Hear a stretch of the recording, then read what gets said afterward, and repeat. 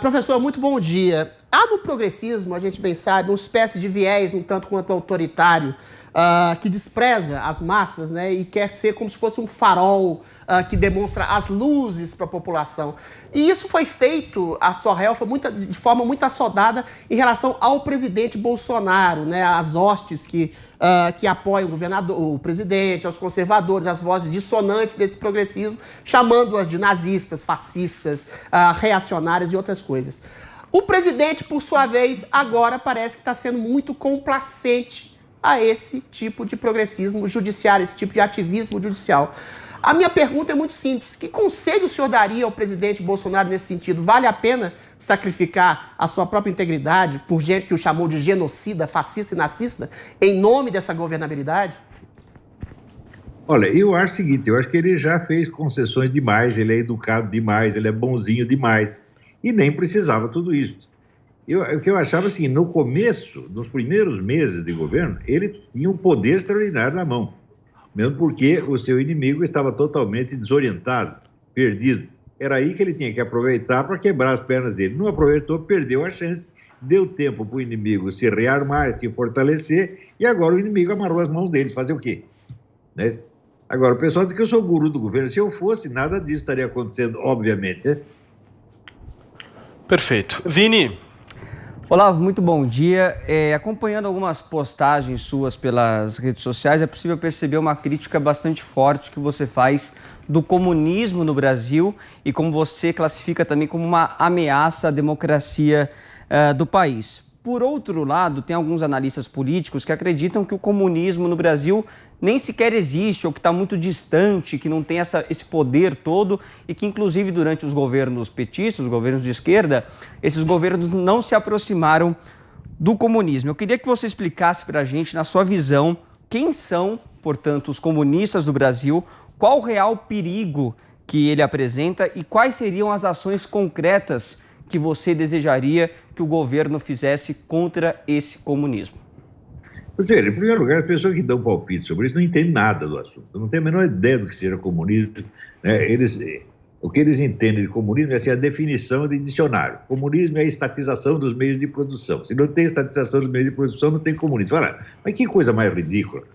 Na própria União Soviética, pelo menos 50% da economia soviética era economia privada. Era ilegal, mas estava lá e o governo tolerava. De modo que o próprio Karl Marx dizia que o processo de formação do socialismo era para se estender ao longo de décadas ou séculos. Quer dizer, na União Soviética nem na China jamais houve essa estatização total dos meios de produção.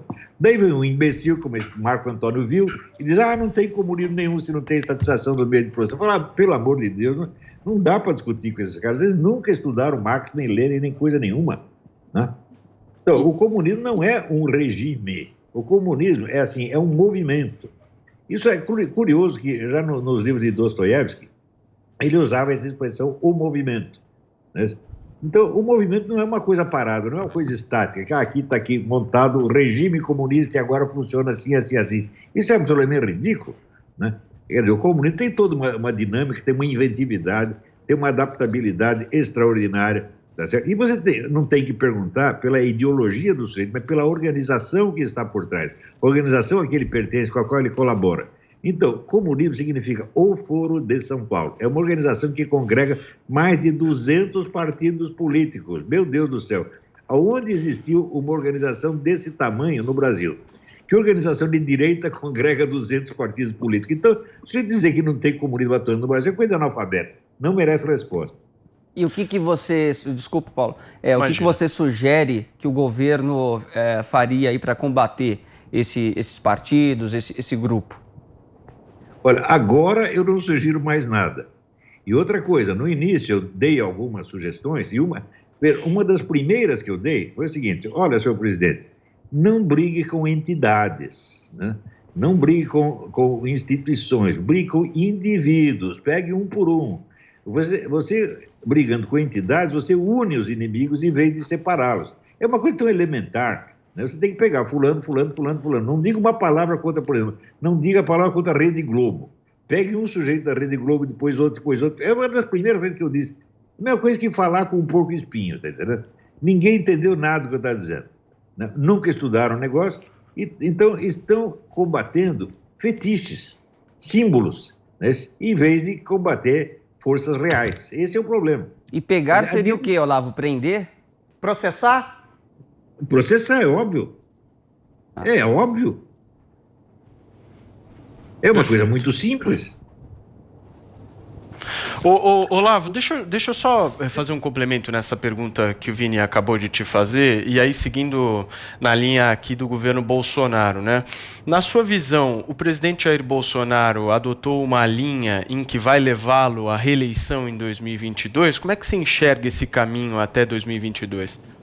Bom, isso é o que ele pensa, é o que ele imagina. Agora, você sacrificar um mandato em nome do mandato seguinte é coisa de maluco, é como é a expressão popular, contar com o ovo no cu da galinha.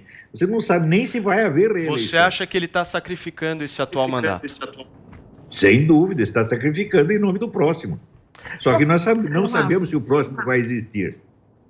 Perfeito. Professor